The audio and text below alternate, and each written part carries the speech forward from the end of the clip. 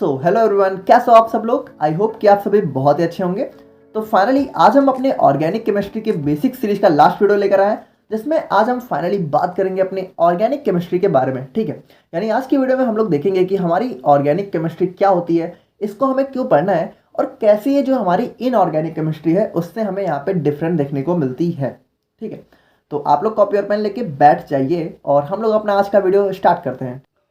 अब देखो, organic chemistry को समझने के लिए सबसे पहले हमें बात करनी होगी अपने हाइड्रोकार्बन्स के बारे में। अब हाइड्रोकार्बन्स क्या होते हैं? देखो, इसका नाम क्या है, हाइड्रोकार्बन्स, यानी हाइड्रोजन और कार्बन।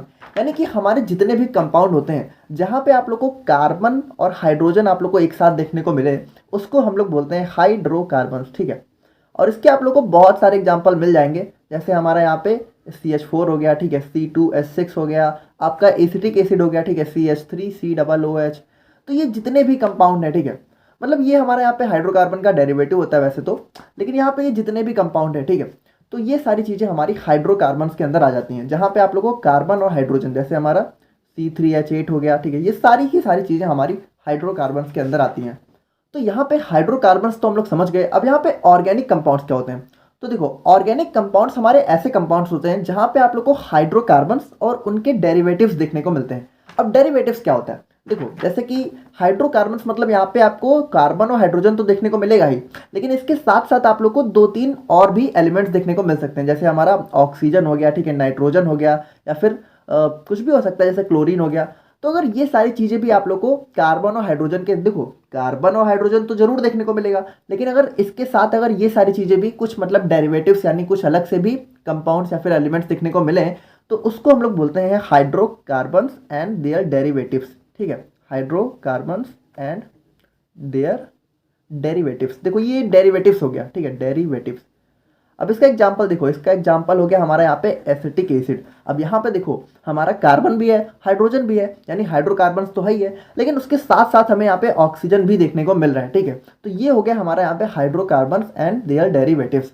देखो, इसको ना बिल्कुल ऐसे समझो कि जैसे आप लोग चाय बनाते हो, ठीक है, तो चाय बनाने के लिए यार देखो 4 चीज़ें तो आप लोग को चाहिए ही चाहिए। ठीक है, उसके बिना तो चाय बन नहीं सकती। सबसे पहले क्या चाहिए आप लोग को? दूध चाहिए, ठीक है, पानी चाहिए, चाय पत्ती चाहिए और उसके बाद चीनी चाहिए। इन 4 चीज़ों के बिना तो चाय नहीं बन सकती। तो ये 4 चीज़ें आपकी प्राइमरी हो गई, तो वो हो गया हमारा यहाँ पे हाइड्रोकार्बन। ठीक है, अब देखो, इसके अलावा आप लोग चाय को और अच्छा बनाने के लिए उसमें अदरक भी डाल सकते हो, इलायची भी डाल सकते हो, ठीक है, और भी बहुत सारी चीज़ें डाल सकते हो, जिससे आपकी चाय का टेस्ट यहाँ पे इन्हांस हो सकता है। उसी तरीके से देखो, यहाँ पे हमारे हाइड्रोकार्बन्स में जब हम लोग यहाँ पे कुछ और भी कंपाउंड्स को ऐड कर देते हैं, तो वो टोटल हमारा हो जाता है हाइड्रोकार्बन एंड देयर डेरिवेटिव। अब यहाँ पे देखो, जो हमारे हाइड्रोकार्बन्स और डेरिवेटिव्स होते हैं, इनको हम लोग यहाँ पे कंबाइंड फॉर्म में बोलते हैं ऑर्गेनिक कंपाउंड्स। तो ऑर्गेनिक कंपाउंड्स हमारे क्या होते हैं? Hydrocarbons and their derivatives.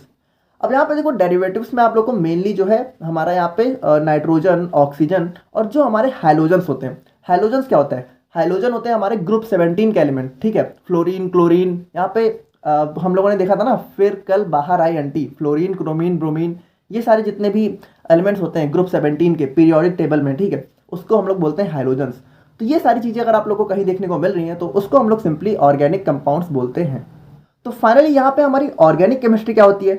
तो ये जो हमारे ऑर्गेनिक कंपाउंड्स है ना, इन्हीं की स्टडी हमारी ऑर्गेनिक केमिस्ट्री होती है। यानी आप लोग सिंपली कह सकते हो कि हमारे जो भी ऑर्गेनिक कंपाउंड्स है, यानी कि जो भी हाइड्रोकार्बन्स हैं, उनके डेरिवेटिव्स हैं, ठीक है, तो उनका क्या केमिकल स्ट्रक्चर है, उनकी क्या प्रॉपर्टीज है, उसी के बारे में हम लोग अपनी ऑर्गेनिक केमिस्ट्री के अंदर पढ़ते हैं। बस सिंपल। ठीक है, अब यहाँ पे देखो, एक छोटी सी चीज़ हम लोग को समझनी होगी कि ऑर्गेनिक और इनऑर्गेनिक में डिफरेंस क्या होता है। ठीक है, तो यहाँ पे देखो, जो हमारी ऑर्गेनिक केमिस्ट्री है, ठीक है, और जो हमारी इनऑर्गेनिक है, तो अगर हिंदी में बात करें तो ऑर्गेनिक को हम लोग बोलते हैं कार्बनिक रसायन और इनऑर्गेनिक को हम लोग बोलते हैं अकार्बनिक रसायन। तो इन दोनों के बीच में मेजर डिफरेंस क्या होता है कि जो हमारी ऑर्गेनिक है, यहाँ पे आप लोग को हाइड्रोकार्बन्स यानी कि हाइड्रोजन और कार्बन जो है जरूर से जरूर देखने को मिलेंगे। यानी इसके अंदर यहाँ पे जितने भी कंपाउंड होंगे, कार्बन उसमें मेन एलिमेंट होगा और उसके साथ हाइड्रोजन भी यहाँ पे देखने को मिलेगा। अब इसके अलावा आप लोग को इन दोनों के साथ में और कुछ भी देखने को मिल सकता है। लेकिन जो हमारी इनऑर्गेनिक केमिस्ट्री है, इसमें आप लोग को यहाँ पे कार्बन और हाइड्रोजन कभी भी साथ में देखने को नहीं मिलेंगे। लेकिन क्या आप लोग को कार्बन और हाइड्रोजन देखने को ही नहीं मिलेंगे? नहीं, ऐसा बिल्कुल नहीं है। देखो, CO2 हमारा एक इनऑर्गेनिक कंपाउंड होता है, यहाँ पे कार्बन है ना, तो लेकिन यहाँ पे हाइड्रोजन नहीं है। ठीक है, कार्बन आप लोग को देखने को मिलेगा, लेकिन हाइड्रोजन के साथ देखने को नहीं मिलेगा। देखो, यहाँ पे कभी ये मत बोलना ऑर्गेनिक में कि ऑर्गेनिक केमिस्ट्री में हम लोग कार्बन के बारे में पढ़ते हैं। ठीक है, कार्बन के बारे में ही पढ़ते हैं, लेकिन कार्बन अकेला एग्जिस्ट नहीं करता, हाइड्रोजन के साथ एग्जिस्ट करता है और उसको हम लोग क्या बोलते हैं, हाइड्रोकार्बन।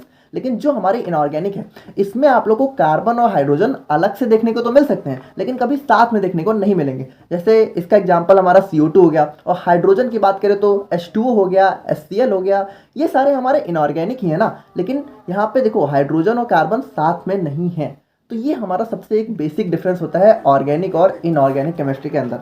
आई होप कि आप लोग यहाँ पे समझ गए होंगे।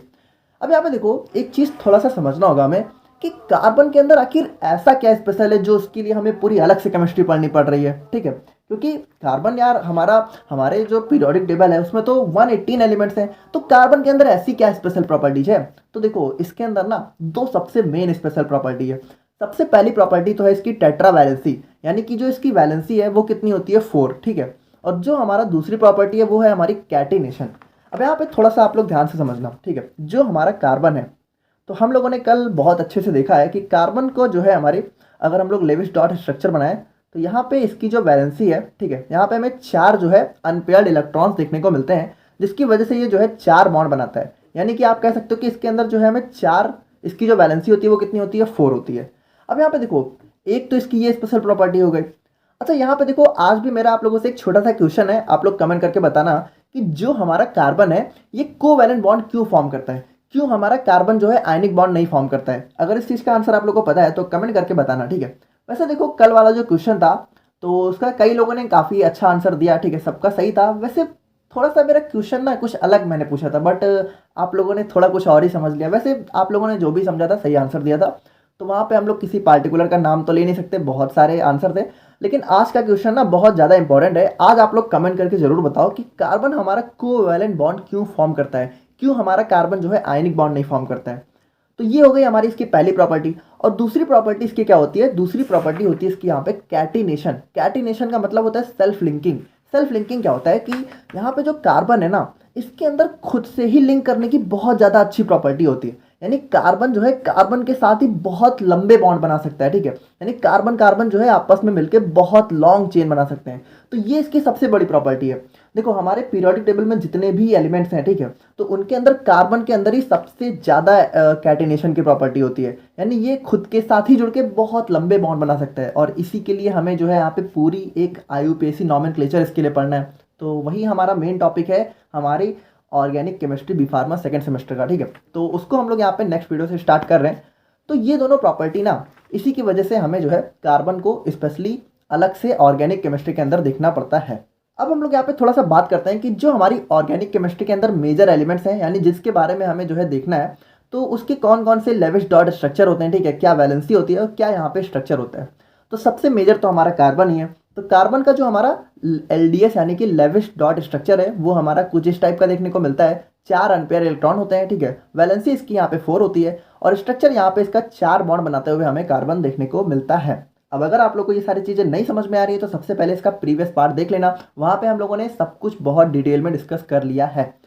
और हाइड्रोजन की बात करें तो यहाँ पे इसका LDS हमें जो है इस तरीके से देखने को मिलता है। वैलेंसी इसकी 1 होती है और बॉन्ड यहाँ पे ये सिंगल बनाते हुए दिखता है, ठीक है। और ऑक्सीजन यहाँ पे बात करें तो इसके अंदर यहाँ पे 2 अनपेयर इलेक्ट्रॉन होते हैं। वैलेंसी इसकी यहाँ पे 2 होती है और यहाँ पे ये 2 बॉन्ड बनाते हुए दिखता है। और नाइट्रोजन की बात करें तो यहाँ पे इसकी वैलेंसी होती है 3, ठीक है। और यहाँ पे नाइट्रोजन जो है हमें 3 बॉन्ड बनाते हुए दिखता है। और X यानी कि हैलोजन्स की बात करें जिसके अंदर हमारा फ्लोरीन, क्लोरीन, ब्रोमीन, तो यहाँ पे ये ग्रुप 17 के जितने भी एलिमेंट हैं उसकी जो वैलेंसी है वो हमारी 1 होती है, ठीक है। यानी ये सारे जो है सिंगल बॉन्ड का फॉर्मेशन करते हैं। अब यहाँ पे ना हम लोग जो है कुछ स्ट्रक्चर बना के देखते हैं कि जो हमारे ऑर्गेनिक कंपाउंड्स होते हैं तो उनका स्ट्रक्चर यहाँ पे कैसे देखने को मिलता है। देखो इसको ना ज़्यादा से ज़्यादा प्रैक्टिस करो, जितनी ज़्यादा प्रैक्टिस करोगे उतना ज़्यादा आप लोग इसमें बेटर होगे। तो वैसे हम लोगों ने कल भी बनाया था 1-2 का, तो सबसे पहले हम लोग CH4 का ही बनाते हैं। वैसे कल भी बनाया था बट थोड़ा सा फिर से बना लेते हैं। तो CH4 का अगर हम लोग स्ट्रक्चर बनाए तो सबसे पहले हमें क्या बनाना पड़ता है, इसका लेविस डॉट स्ट्रक्चर। तो सबसे पहले कार्बन का लेविस डॉट स्ट्रक्चर ये हो गया, ठीक है। और फिर हाइड्रोजन यहाँ पे कितने 4, तो यहाँ पे 1 2 3 4, ठीक है। और हाइड्रोजन की वैलेंसी कितनी होती है 1, ठीक है, 1 1 1। और यहाँ पे इसका स्ट्रक्चर कैसा हो जाता है ऐसा, ठीक है। तो इस तरीके से हमारा यहाँ पे CH4 का स्ट्रक्चर बनता है। अब हम लोग यहाँ पे दूसरा स्ट्रक्चर देखते हैं अपने C2H4 का। देखो कल हम लोगों ने देखा था C2H6 का, वो तो सिंपल था। यहाँ पे C2H4 का स्ट्रक्चर कैसे बनेगा, तो सबसे पहले हमारा कार्बन यहाँ पे कितने, 2, ठीक है, तो 2 कार्बन हम लोग बना लेते हैं, 2। अब उसके बाद यहाँ पे देखो H कितना है, हाइड्रोजन यहाँ पे 4 है, पहले इसकी वैलेंसी बनाते हैं, ठीक है। अब यहाँ पे देखो हमारा हाइड्रोजन कितना है, 2, तो यहाँ पे चलो एक यहाँ पे आ गया और एक यहाँ पे आ गया, ठीक है, एक यहाँ आ गया, एक यहाँ आ गया। अब यहाँ पे इसका सिंगल, अब देखो यहाँ पे ये इससे ज्वाइंट हो गया, ये इससे, ये इससे और ये इससे। लेकिन अभी भी आप लोग देखो तो 2 तो हमारे बच गए। अब ये 2 कैसे ज्वाइंट होंगे, तो यहाँ पे देखो ये 2 ना ऐसे ज्वाइंट हो जाएंगे। ये आप यहाँ पे जो है इसका स्ट्रक्चर आप लोग अगर अच्छा सा बनाओ तो ऐसे देखने को मिलता है, C डबल बॉन्ड C, ठीक है, फिर हाइड्रोजन हाइड्रोजन हाइड्रोजन और हाइड्रोजन। तो इस तरीके से हमारा यहाँ पे C2H4 का स्ट्रक्चर होता है। अब यहाँ पे हम लोग अपने एसिटिक एसिड का अगर स्ट्रक्चर बनाया, ठीक है, CH3COOH, तो यहाँ पे देखो इसका स्ट्रक्चर कैसे बनेगा। देखो आप लोग ज़्यादा से ज़्यादा प्रैक्टिस करो, ठीक है, और भी कंपाउंड्स ढूंढो घर पे जाके, मतलब घर पे क्या आपकी बुक में देखने को मिल जाएंगे, तो उसको आप लोग प्रैक्टिस करो, जितनी प्रैक्टिस करोगे उतना बेटर हो जाओगे। तो यहाँ पे देखो इसका स्ट्रक्चर बनाया, तो इसमें यहाँ पे कार्बन कितने हैं, 2, तो सबसे पहले एक कार्बन ये, एक कार्बन ये। हाइड्रोजन कितने यहाँ पे, तो सबसे पहले इस वाले कार्बन को देखते हैं, यहाँ पे 3 हाइड्रोजन है, तो यहाँ पे 1 2 3 4, तो 3 है, तो यहाँ पे बना लेते हैं 3 हम लोग, है ना। अब यहाँ पे देखो ये इससे ज्वाइंट हो जाएगा, ठीक है, सिंगल बॉन्ड से।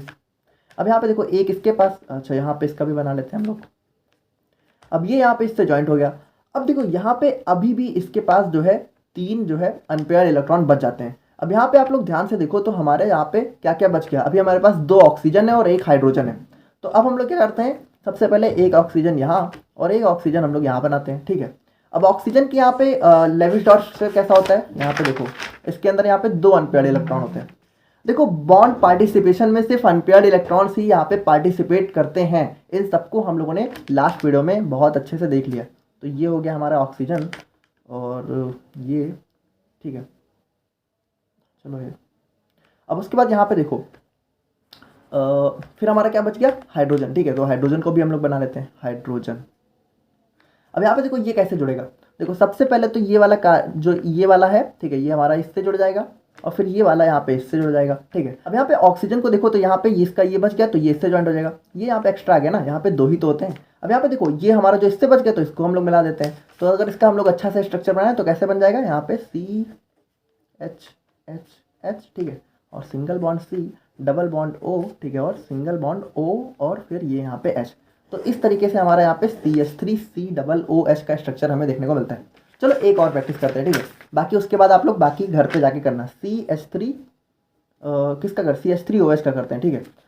अब यहाँ पे देखो इसका स्ट्रक्चर कैसे बनेगा, तो इसमें कार्बन कितने हैं, 1, ठीक है, सिंगल कार्बन है, ठीक है, तो सिंगल कार्बन हो गया। और यहाँ पे ये, और हाइड्रोजन कितने हैं, सबसे पहले इसके साथ वाले देखते हैं, ठीक है, तो 3 है, तो 3, 1 2 3, यहाँ पे ये तीनों ज्वाइंट हो गए, ठीक है। अब बचा क्या, O और H, तो O ऑक्सीजन हमारा यहाँ पे आ गया और H हमारा, तो ऑक्सीजन के यहाँ पे कितने, 2 अनपेयर्ड इलेक्ट्रॉन, ठीक है। तो एक वाला देखो एक इससे जुड़ जाएगा और एक यहाँ पे ये किससे, इसके पास एक और हाइड्रोजन भी तो है, तो यहाँ पे ये हाइड्रोजन आ गया, ये इससे आ गया, तो ये इससे जुड़ जाएगा। तो इस तरीके से हमारा स्ट्रक्चर होता है। देखो यहाँ पे अभी आप लोग एंगल पे मत जाना, ठीक है, एंगल थोड़ा सा डिस्टर्ब है, ठीक, उसको हम लोग यहाँ पे जब अपने हाइब्रिडाइजेशन को देखेंगे, ठीक है, तब ज़्यादा अच्छे से उस पर फोकस करेंगे। अब यहाँ पे हमारा एक छोटा सा टॉपिक और है, डिग्री ऑफ कार्बन। अब डिग्री ऑफ कार्बन क्या होता है, according to the number of carbon a carbon is directly attached, it can be classified into 4 categories. यानी कि जो हमारा कार्बन है वो यहाँ पे कितने कार्बन के साथ डायरेक्टली अटैच है, उसके हिसाब से हम लोग इसको जो है 4 डिग्री में क्लासीफाई कर सकते हैं, ठीक है, primary, secondary, tertiary and quaternary, या फिर इसी को आप लोग 1 डिग्री, 2 डिग्री, 3 डिग्री और 4 डिग्री बोल सकते हो। यहाँ पे देखो प्राइमरी का मतलब क्या होता है कि जो हमारा कार्बन है वो डायरेक्टली सिर्फ एक ही कार्बन से अटैच होगा। देखो यहाँ पे अगर ये वाला स्ट्रक्चर देखो तो ये कार्बन है वो एक ही से तो डायरेक्टली अटैच है, बाकी तो यहाँ पे हाइड्रोजन है ना। और सेकेंडरी की बात करें तो यहाँ पे देखो 2 कार्बन से डायरेक्टली अटैच है, बाकी 2 हाइड्रोजन है। फिर टर्शरी में देखो तो 3 कार्बन से डायरेक्टली अटैच है, ठीक है, 1 हाइड्रोजन है। और क्वार्टरनरी में यहाँ पे 4 कार्बन से ये जो है डायरेक्टली अटैच होता है। तो आई होप कि आप लोग को आज का वीडियो समझ में आ गया होगा, ठीक है। और अगर आप लोग यहाँ पे अभी तक के तीनों बेसिक पार्ट को देख चुके हो और अगर आप लोग को समझ में आ चुका है, ठीक है, तो आप लोग यहाँ पे बिल्कुल रेडी हो ऑर्गेनिक केमिस्ट्री समझने के लिए। तो अब हम लोग यहाँ पे फाइनली स्टार्ट करेंगे अपनी फार्मास्यूटिकल ऑर्गेनिक केमिस्ट्री की यूनिट 1, जिसमें आप लोग को डीप में पढ़ना होगा अपने IUPAC नॉमेनक्लेचर और आइसोमेरिज्म के बारे में, ठीक है। तो मिलते हैं हम लोग यहाँ पे नेक्स्ट वीडियो में। Thank you so much.